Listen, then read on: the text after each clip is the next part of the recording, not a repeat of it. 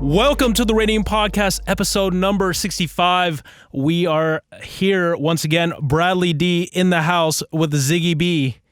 Can I call him Ziggy B? Yeah, what's going on, guys? Is that his rap name? He's up in this bitch. He's like, get this thing out of my face. We're back at it. That's his IG screen name, Ziggy B. Ziggy B. Ziggy Bubbles. So yeah, today we're going to talk about recording contracts. What's a record deal? What is it? Who needs one? Why do you need one? Kevin? Brad signed to Radium Records. Radium Records. Radium Records. We do only 80s rock metal. So. 80s rock metal. That's actually kind of tight. Yeah, that'd be sick if we just had a... That's the label. 80s label. Yeah. What's up, guys? How much do you rock like it's the 80s? No, let's get to contracts, man. Contracts are the plight of music existence to every artist. Yeah. It's like the unknown variable. Everyone wants one, but then everyone complains about one. Yeah. I want it. He's got one, I need one. Give me a deal. I need a deal. I need a deal. How am I going to have a music career without a deal? I need a deal. I came up by myself. I came up on my own. No, it's crazy, man. Like, record contracts and deals are not what they used to be. I think that it actually held over for a long time. And I think that the perceived notion is that you need a record deal, you need a record label, you need marketing and promotion, and you think that that's what they do with a record deal. It's just simply not the case. Every record deal is completely different, and every deal you'll ever make that is legally binding is completely different. So I think we should probably start with the basics of what a record deal, what an actual contract is. A contract has to be an agreement. Let's do one thing. Let me cut you off. Yeah, let's do some... Why not? You always do. No, you're the cutoff guy. You're the cutoff guy. What I was going to say is let's frame it up a little bit. Brad is definitely not a lawyer. Let's start off with that. Well, yeah, but let's Kevin's also, definitely not a lawyer. Yeah, let's also not, let's not consider our advice to be legal in your state as well, because every state is different. But we have actually done contracts, big contracts. We've done big contracts, but we have not particularly done record deals ourselves, but we work with many artists who have done record deals, are in record deals, and will potentially do record deals. So, yep, from publishing to distribution. And I think it's important to understand that, because a lot of people on YouTube or Instagram or whatever are giving advice on record deals that have never even been around anything like it. You know, the YouTubers talking about, what's a record deal? And you're like, dude, you're a YouTuber. Like, shut the fuck up. You don't know what a record deal is. And then they're just kind of talking about what they read in books and stuff. But I think that the interesting thing about a record deal is that it's the same as any deal anywhere. So you have to have an agreement between two partners or two people, two parties, whatever you want to call it. They don't got to be partners. Yeah, they don't need to be partners. They don't need to be in love. And no relationship. No relationship. They could be completely, single. But the most important thing about an actual contract and a deal is that you're exchanging something of value. Whether it's a service, it's a product. In this case, we're talking about the master recording, copyright and master recording, and the ownership. And also, if we're talking about a record deal, we're talking about the ability to license the music and what they do with it through marketing and promotion.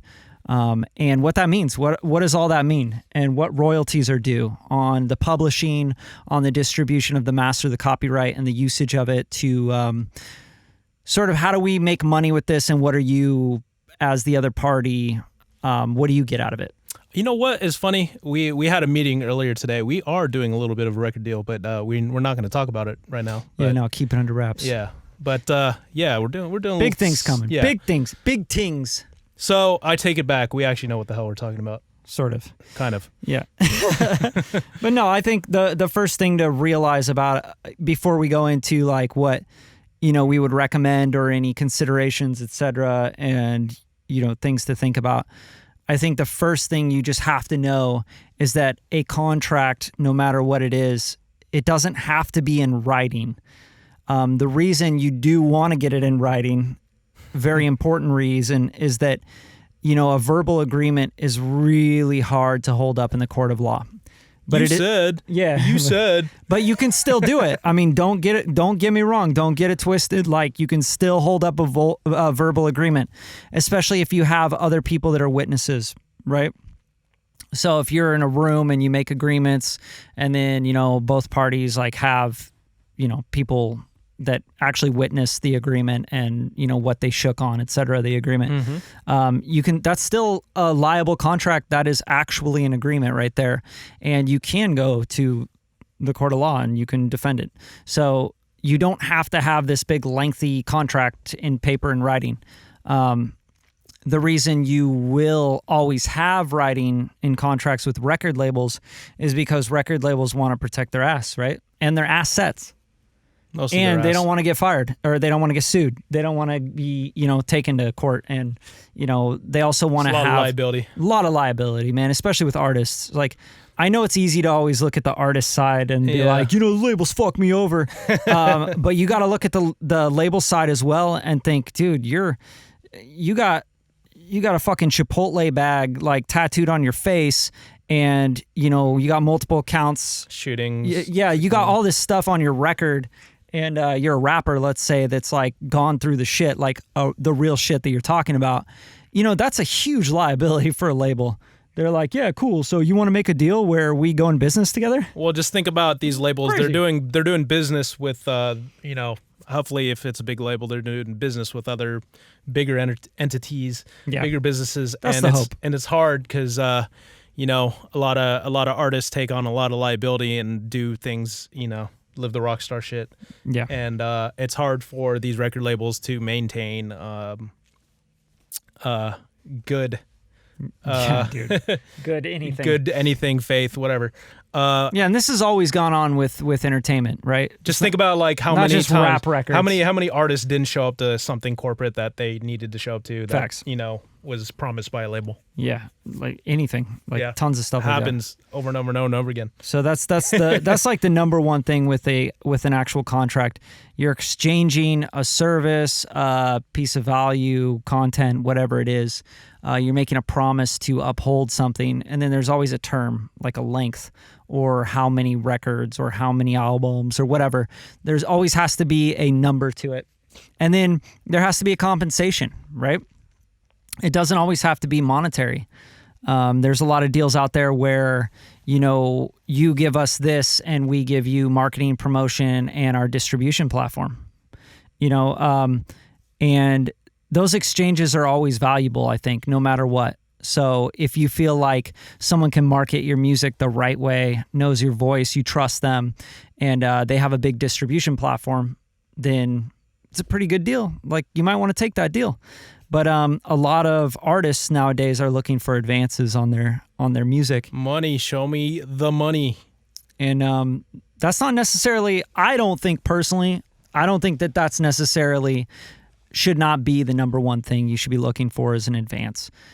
I think you should be looking for the opportunity, the platform, but the opportunity to grow and expand and build a network, a business with someone, a partnership with someone.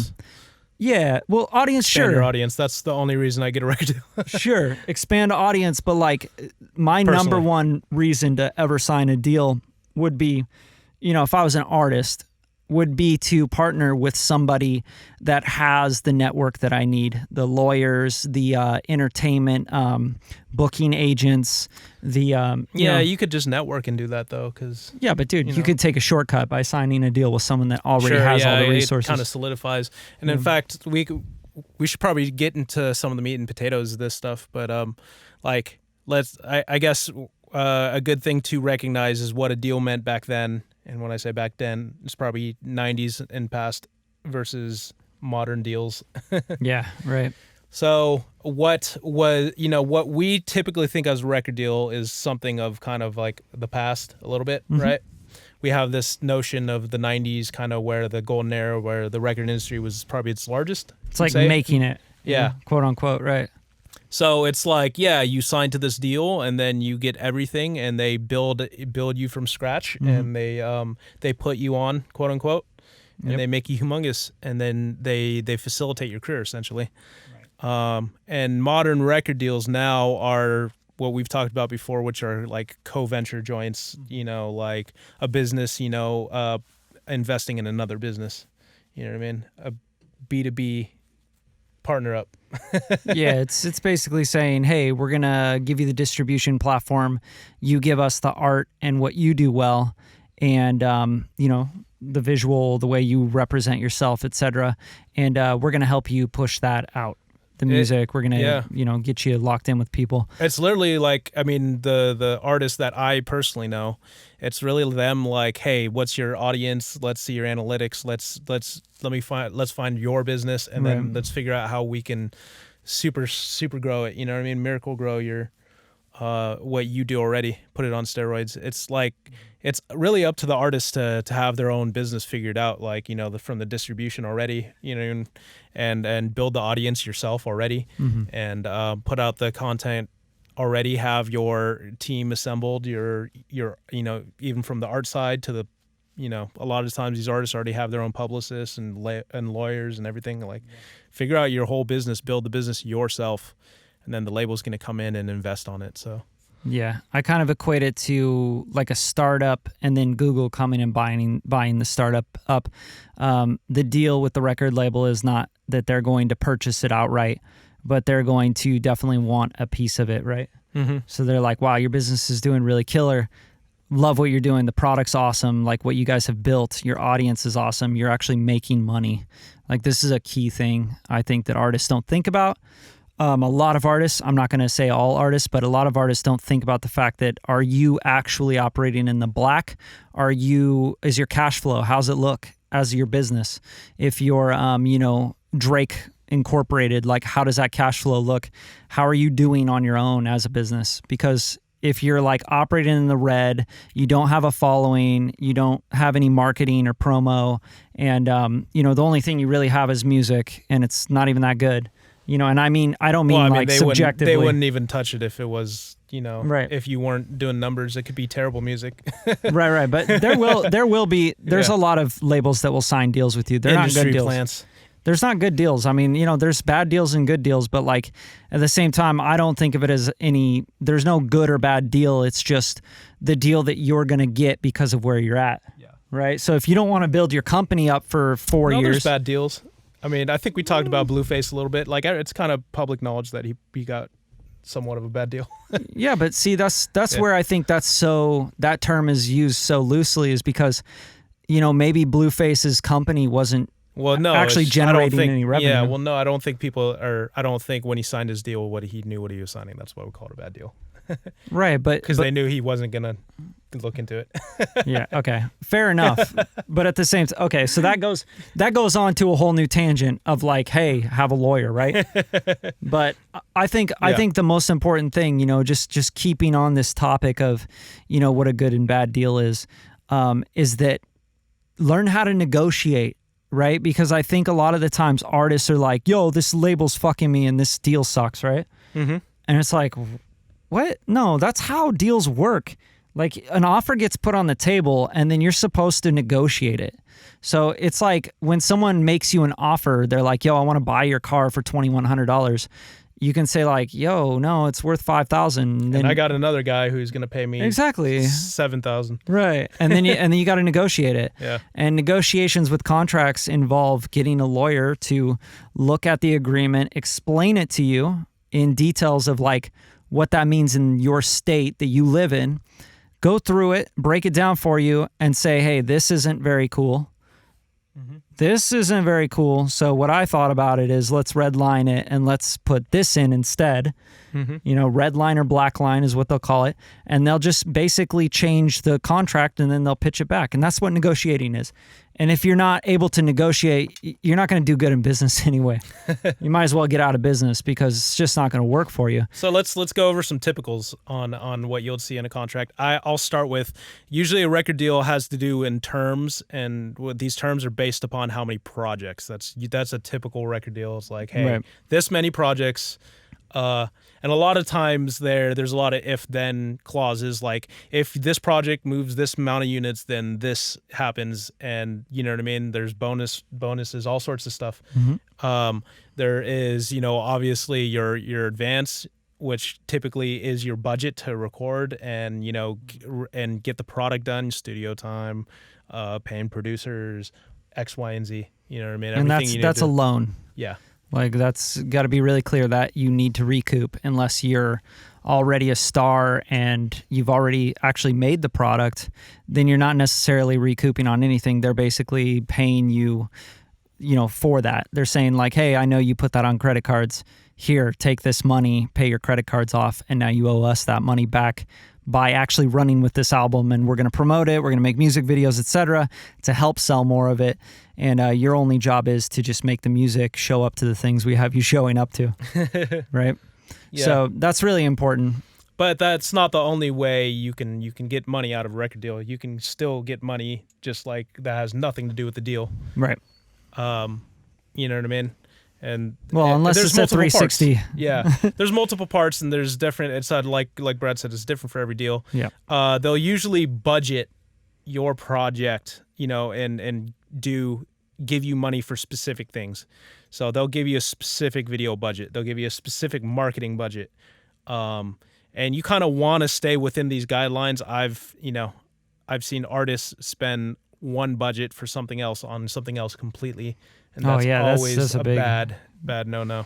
Yeah. So. I think it makes sense if you, like I said, if you're an established business, you're doing well, you have good cash flow, your books look good, you're operating in the black, you know what you're doing as a business person, not just as an artist, to be able to move around that money and say like, you know what, actually, let's put more towards this because I know how we're going to do this.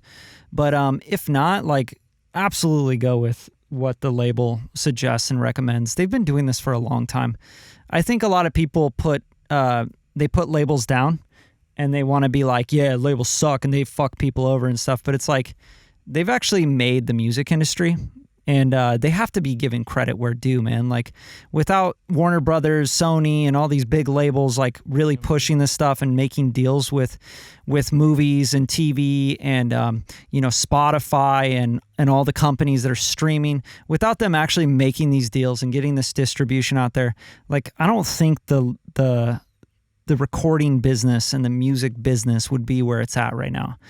And I know a lot of people like to think like, yo, no, fuck that. We don't need labels. We should have just been doing it on our own, keeping 100% of everything. Well, there's people doing really good. I know a lot of good managers that handle the business. You know what I mean? Sure, but you can't make an industry out of that. Like, my point is that you have to use the labels for what they're good at and their business. Mm-hmm. They have an infrastructure set up.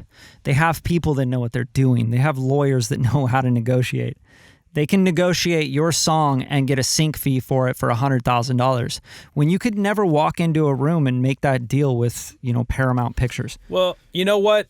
At the same time, labels, like, they operate off of one model, which is to make money, as they should, as most businesses do. You know what I mean? Yeah, it's not a not-for-profit. But I think doing charity work here. I think the issue and why people say they hate labels is because labels have a lot of control. They have the ability to change destiny, and a lot of artists sit on the shelf. Let's just keep it real. And so there's a lot of artists that don't need to be signed that are signed, and that's the truth. And I think like people just have to understand that and stop trying to be signed when you're not ready, because you can be on a label, but if you're not priority at that level, it doesn't do you any.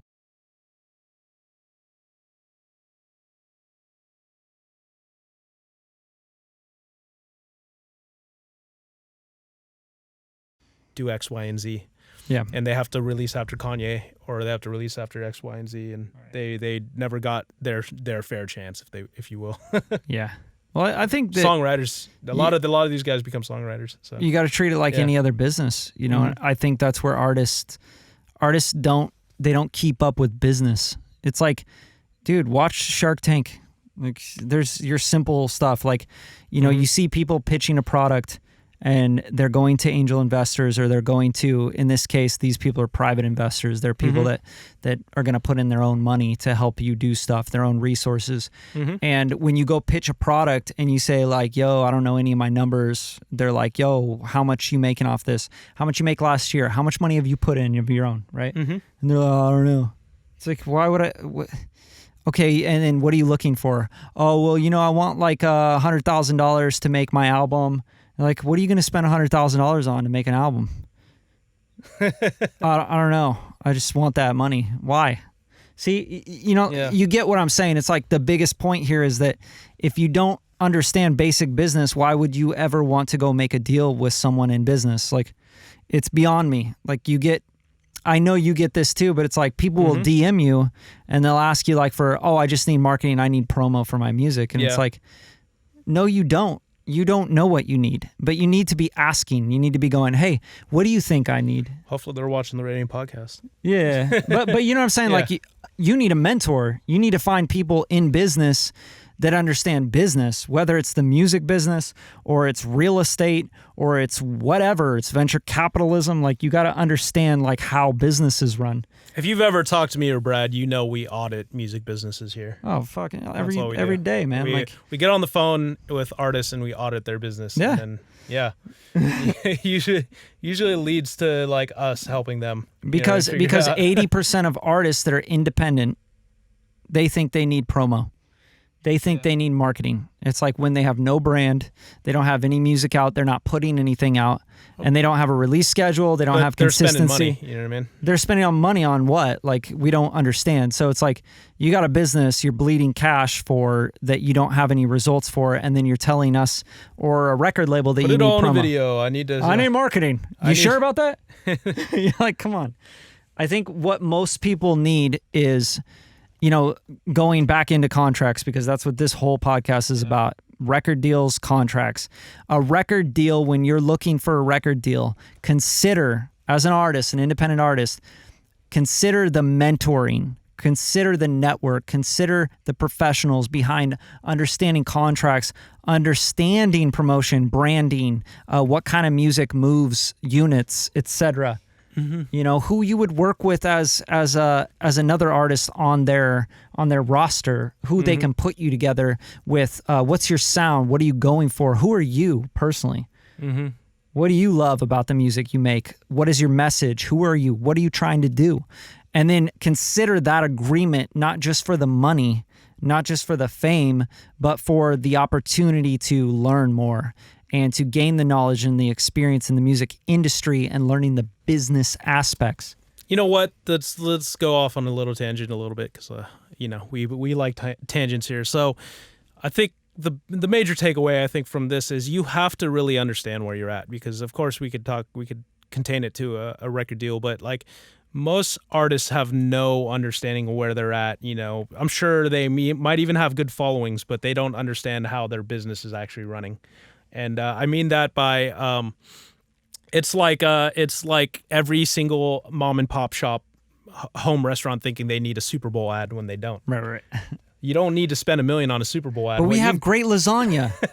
But you have no proof I got for a your Super Bowl lasagna ad stuff. for my lasagna. Yeah. It's like, but how much money do you make off their lasagna? That's what the companies want to know. What are the numbers? You'll go broke trying to get that Super Bowl ad, but you just think it's the most important thing you need. You know what I mean? Facts. So it's like you have to really put into perspective. Like, I think a lot of businesses would do really good with less money and more strategy. You know what I mean? Yeah. There's a great book by Damien, one of the Shark Tank guys. Forget his last name, but Damon Johns. Yeah, Damon Johns. And it's called The Power of Broke.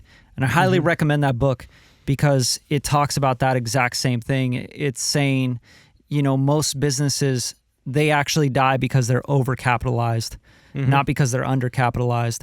Because when you're broke and, you need the money, you'll go out and you'll find the clients, you'll find the sales, you'll go hustle for shit, right? When you got the money, you're like, oh, let's just play around. We're good. Let's just throw it at stuff. You just start throwing it at stuff. Yeah. Let's go get bottle service. You know what? We should make a super dope music video. We need to throw an event. Well, let's throw an event. That's what the answer is, Like, you have all these ideas just because you have money. You got 100K deep on an event. Yeah. Easy.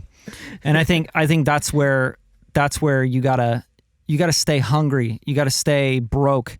And when you do get the money, you need to put it back into, things that are working, but things that are proven, because, we're talking about record deals. Like, a company doesn't want to go into business with you and actually even see it as a good venture, until they feel like, yo, your numbers are solid, you got a good base, you know what you're doing, you've been broke, you've made money, and you've brought yourself cash flow, you've built this thing organically. I think too, another approach, understanding their approach, the labels approach, a lot of these labels, until you're in a certain bracket, they're just going to throw you bad deals because they'd rather get you on a bad deal and then you mature into a profit-making business than getting you on like an expensive deal for them. Right. So they're out here throwing, and they'll probably, because they know they're probably running their numbers, and they think, oh, if we throw 30 bad deals, one of them will become profitable and then pay for the rest of them. Statistically, yeah. right.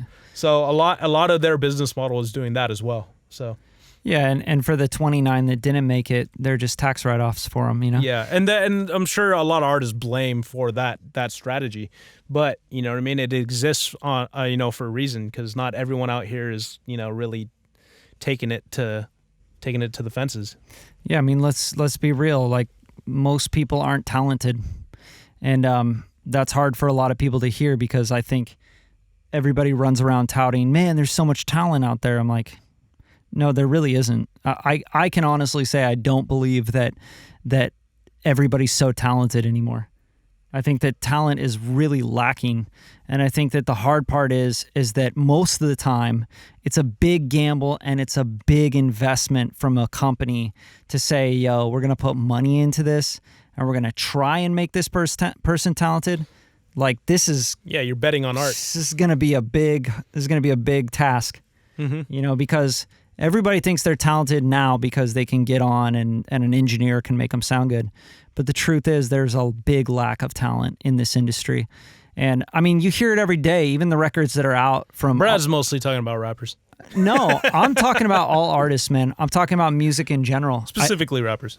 No, I really don't think so. I think that, like, the art is so subjective. Like, I don't care. You like country, you like country. You like jazz, cool, you like jazz. But I'm talking about the real talent. Like, we don't have Jimi Hendrix anymore. We don't have the fucking Beatles. We got Drake, and everything he puts out, everyone just jerks off and thinks it's the best thing in the world. I'm like, yo, you guys really fuck with this? Oh, well, you don't fuck with Drake? Is that what you're saying? No, I'm like, dude, are you serious? Like, the last, like, Rick Ross Drake album, the Amaret. I'm like, dude, these are not that great of albums. It's just you guys are all so, like, yo, there's no talent left. So what you do is you go, now man, we're going really on tangents. No, I'm serious, because this has everything to do with contracts and business. It's Okay. like you don't have talent. Break it. But then Break you it make down. records. Everyone can make records now. I feel like Timberland. Break Break it it down. down. I mean, I won't go off on tangents anymore, but the truth is like, I'd like to see people work on their talent a little more, their craft, not come into the studio, write a song in 30 minutes, an hour, and then be like, I'm done. And then have an engineer go slave at it for 40, 50 hours to make you sound talented when you're not. There's nothing unique about you. And I think that, like, people have to really open up to that, and they got to work on their craft, because it's one craft to be able to hit record on Pro Tools. That's cool. You know how to use Auto-Tune. But, like, really truly hone in on something that moves people. Like, dude, that is not being worked on anymore. The work on right now. I don't know. I thought we have some talented people. Every time I hear freaking Ed Sheeran, I'm like, damn, this guy's out of here. Yeah, we do have some talented people. There's definitely some artists out there that are amazing. They're incredibly talented. But I think that talent is lacking across the board. And I think that the music industry is really relying on numbers and streaming and just trying to keep attention, Yeah. And that's where these labels are worried about, Instagram followers, and why all these artists are complaining, man, I can't get a deal. Popularity contest. Yeah, they're like, I can't get a deal. I'm super talented. That goes back to the business. So the business is number one. Let's get back on track with this. Like, business over everything, dude. These labels are here to make money, like I said before. Yep. And if you're not they don't care about your feelings. Yeah. It's someone else that's popular and that's making money and they have the numbers to back it up, they're going to win every time. Talent doesn't equate into sales, you know what I mean? No, it doesn't. Like I think I was watching the Cardone current shit, but what is it? Like the most known product is going to be the one that sells. Yeah. Yeah, every time it's not the best, the highest quality product. I mean, like I said, Drake. Yeah. I don't think he's the highest quality product. But And, he's definitely that's, the most known. That's my opinion. You know what I mean? That's my opinion. You can't but say he is that, the most well known. Yeah. Exactly. So people are like, I love this song. Make it sound like this song. And you're like, this song sounds like shit. And I'm saying that from a technical, professional standpoint. Yeah, and so I'm just equating that to a record deal. It's like, of course, popularity is the most important thing, and I mean, we have hyper business now. That's what I like to call what it is in 2019. Speed is everything. Like the fact that Future can do 3 albums in a year. You know what I mean? Whereas in most artists, we're doing 3 albums in 3 years. You know what I mean? Yeah. And then before then, it was in the freaking 90s, they were doing 3 albums in 6 years or something like that. Right. Every other year, they were putting out an album. So it's like it's wild. The speed thing is real. And like I said, we've went into depth with this. Like this all comes back to the technology generation and people just becoming ADD as hell, and like every second they need something new, fresh, new. Right. Okay, let me update my Instagram. New meme. Yeah. So I mean, like I said, it makes complete sense why music has sped up so fast. But like I said, like back to this popularity shit. It's like Cardi B wasn't the most talented, and I'm not dissing her. You know what I mean? She was the most well-known, and she created a personality and a brand. You know what I mean? And that's what we preach on this podcast.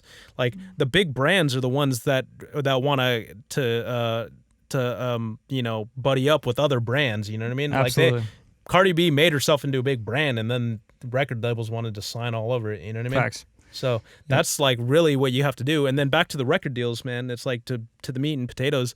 It is all the specifics that matter. Like when they're trying to put a deal together, they're literally they're auditing your business down to the T. Like, hey, how many because every business has different platforms. Certain businesses like investment businesses work really well on radio. You know what I mean? All right. Or things like that. But they're not going to do really good on TikTok. You know what I mean? Right. So what they do is they audit your marketing avenues, and they figure out, hey, how much money can we get out of this if we push a product, at a higher level. You know what I mean? Back to the Super Bowl thing, like, yeah, your lasagna might be right if you're a big lasagna brand. You know what I mean? Then that Super Bowl ad might be worth investing because, we can get a bunch of money out of it. You know what I mean? Right. But if you're just a mom and pop shop and you really just need local level clients, you should just run local level ads. You know what I mean? You don't need a national syndicated ad. You know what I mean? That costs $1 million just to, get a spot on it. You know what I mean? Right. So it's back to that. It's like, where are you at? You know what I mean? And you get the deal appropriate. So yeah, but that's how it'll always work in business. And if you think it's a bad deal, you should probably look at your business. Yeah. Like, your business is probably a bad business. It's probably not like generating enough numbers, revenue, whatever it is, enough attention to where a label or anyone else would want to invest in it. They're like, why? And I think like it's really important to audit yourself and your business every day. Like, look at what you're doing. Like, how much money do you bring in every single month? How much money do you spend every single month? How many streams do you get naturally, organically? How many followers do you have that are engaging in your content? Those are the things that labels look at. So when you're getting a contract, you're getting pitched a deal. You can't fool them either, right? They truly believe that. They truly believe you're worth that. So if they think that and you think, nah, they're stupid. I'm worth more. Yeah, you're basing your they're stupid on emotion. They're basing it on numbers. They're basing it on proof, facts, and statistics. And when they go to audit your IG and they find out that 40% of your following is actually real and the rest are botted, they don't see the value. They're like, wow, okay, we thought he had attention or she had attention, but really it's a botted account. The streams are bought. They can tell all this stuff. It's not like, you guys aren't fooling anybody but your peers. Like, you're fooling your friends and your mom's friends that, bake lasagnas and shit. Since lasagnas just keep going hot up. Topic. But I'm just saying, like, got to be realistic with yourself. Audit yourself. Audit your company. Audit your artistry. If nobody's fucking with you, you gotta think, maybe I'm not very good. Maybe I really need to work on my talent. If you're not getting streaming numbers, I don't think it's because you need marketing help. Like, I truly don't. I think that typically if a song's like good and it's, something people want to listen to, it'll find its way into people's ears. Yeah. To an extent, I think organic reach is definitely dead, and we've done podcasts on this. I want to chop it up on these deals again. So, Not just, I think we talked about terms. Record deals are based upon number of albums, and most record labels are going to sign you for as long as they possibly can. Yeah, they want to lock you in. So, like you'll hear Drake had like a 7 album deal, or you know what I mean, or this artist had that album deal, and they have deliveries. You have to deliver this many albums per year for this amount of years, Right? And your performance is always based upon the numbers that you do under the terms of the deal. So your second album will get a much larger budget, you know what I mean? Right.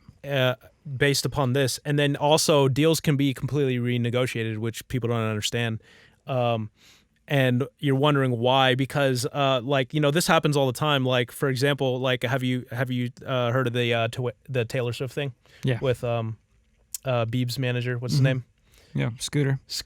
They were trying to get her to renegotiate her deal where she got an album back, herself, if she stayed in the contract and put a new album out under Big Machine, right? Right.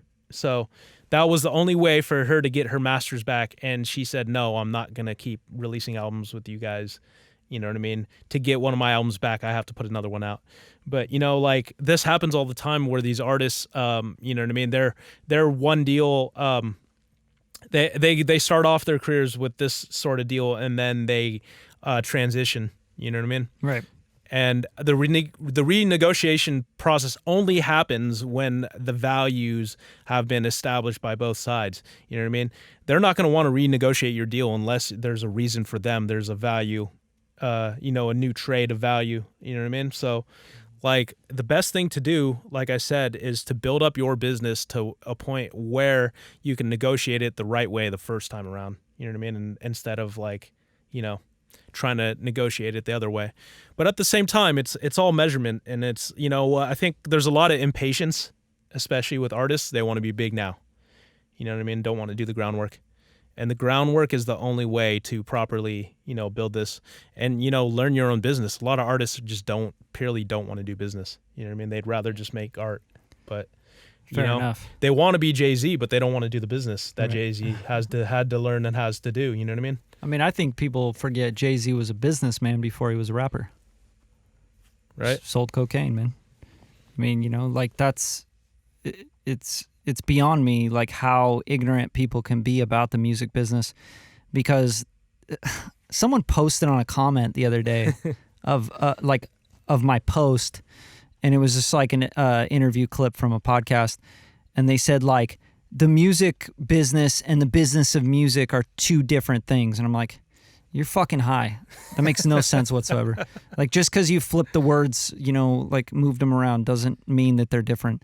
Like, stop it. I like it, though. It sounds clickbaity. Maybe we should do some shit like that. Yeah. The business of music is different from music business. And I'm like, what the fuck are you talking about? But it's like, everybody's such a fucking expert nowadays. It's like they want to tell you how to do this and that and this and that. And it's like they don't have any, like, nothing. They're like, they have nothing to show you. They don't have any releases out. They don't have any music out. They don't have any content out. And they want to tell you that their music's dope and they need marketing. And I'm going to tell everybody that says that, I'm going to say, go get a mentor, go read a book, like, figure this stuff out. People have done this over and over again. Calling your friends and, like, DMing people and saying, like, I just need promo, I'm dope or whatever. Like, that's not going to get you anywhere. And, like you said, the artists, they want it and they want it now. They want to release the music and they want it to be popping now. And then when the song doesn't hit, it's not their song that sucks. It's that they didn't have marketing and promo. It's like, you guys have a billion excuses. Drop all of them. It's all bullshit. If you keep making excuses for yourself, you'll never go anywhere with this. You have to truly delve into it, and you have to be patient. If you put out 3 records, if you have an album out and it's just you're not playing shows and you're not getting deals and etc., like, welcome to the goddamn club. You know what I mean? It's part of the game, and you got to look at it as a building strategy. I think you sign a deal when you feel like you're at that threshold point where you feel like a deal could help you meet the right people, or you really need the money to keep your music business going and you need to push a little bit harder. I can tell you for a fact, because I talked to people about this, but I'll talk on G-Eazy's deal because I remember when he signed it to RCA. The main reason why he signed his deal is because he was trying to get to that radio avenue. I mean, there's probably multiple reasons, but I'd say the main reason is because he was trying to break into the mainstream. And he had been going the indie route for at least 4, 5, 6 years. Right. I mean, if not more, but like seriously running the indie business, route for 4, 5, 6 years or whatever. But like that was the main thing, is that like the record labels truly hold a monopoly on, Jimmy Fallon, yeah, the late night talk. It's still the distribution. Radio. People want to say like distribution's wide open. No, it's not. You can't. Okay, you can put your song on Spotify and they'll put it at the bottom of the goddamn list, but you can't go to Jimmy Fallon and be like, "Yo, can I get on your show?" Like, don't be dumb. The distribution is king of everything. Radio is still dominated. You think you're gonna get spots on radio without having... And radio still pays a ton of money compared to the streaming. Yeah. Just like people just don't do the studying. They don't read the books. They don't ask the good questions. They don't know that the internet actually has more than just fucking memes and people complaining about not having a deal, and not being heard. It's a massive thing with a deal. Mm-hmm. A deal gets you major distribution and gets you the opportunity. Now, I'm not saying everybody's ready for a deal. A good contract, a good business partnership. Because most of the time, if you're not ready, the label will not be putting in what you want them to put in. Mm-hmm. What you put in, they're going to put in. That's how it works. You give us this, we're going to give you that. But G's numbers were really good when he signed. And he's talented, and he had great music, and he had a great project already recorded, produced, everything. Yeah. He had a crowd, he had an audience. He had videos. He had a business I worth think investing basically, in. he basically, what he did when he signed was he had done all the work, yes. which means the album was already recorded. The videos had already been shot. He already pulled that, out of, he paid for that personally, because right. the videos are probably the most expensive part of it. You know what I mean? So basically he made his own advance. Mm-hmm. From wherever, you know what I'm saying? Like from friends, family, credit cards, his own money out of his pocket from shows, whatever. Touring, yeah, mostly. Yeah, but whatever it was, but he merch. paid the advance instead of the label. But in that way, he was able to he was able to get a lot more money that went directly into his pocket right. from the label and negotiate, just because he was going to multiple labels, you know what I mean? It wasn't just like, oh yeah, please sign me. They'd already been trying to sign him. Right. But yeah, it's just like having the the value already created on your side. I think a lot of people are too afraid to put in the groundwork, create the value. Yeah, facts. And to wrap up the record deal thing, it's like, you know what I mean? I think everyone thinks certain things will change their life. Right. You know what I mean? Right. And maybe they do, but the most things that'll change your life is the things that you personally, do yourself. You know what I mean? People are waiting for other people to change their life.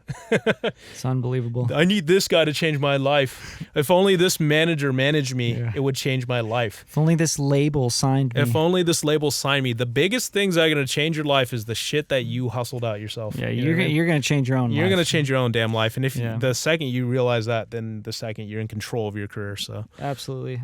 Take ownership. Take responsibility. Own up to everything, invest in yourself, invest in your talents. I know, you kept saying it's not talent that wins, but at the same time, dude, like it takes talent to build a brand. It takes talent to get your name out there. And it takes a lot of persistence, and it takes consistency, and it takes a lot. It's not just a one thing. There's no one trick. There's no deal you sign on the red line and you're there. There's no manager that's going to do it for you. You have to do the work. You have to find people. You have to actually recruit people and go find shit. You can't just put out music and say, I'm doing my job. Yeah. Your job is to run a business. And running a business is a lot of facets.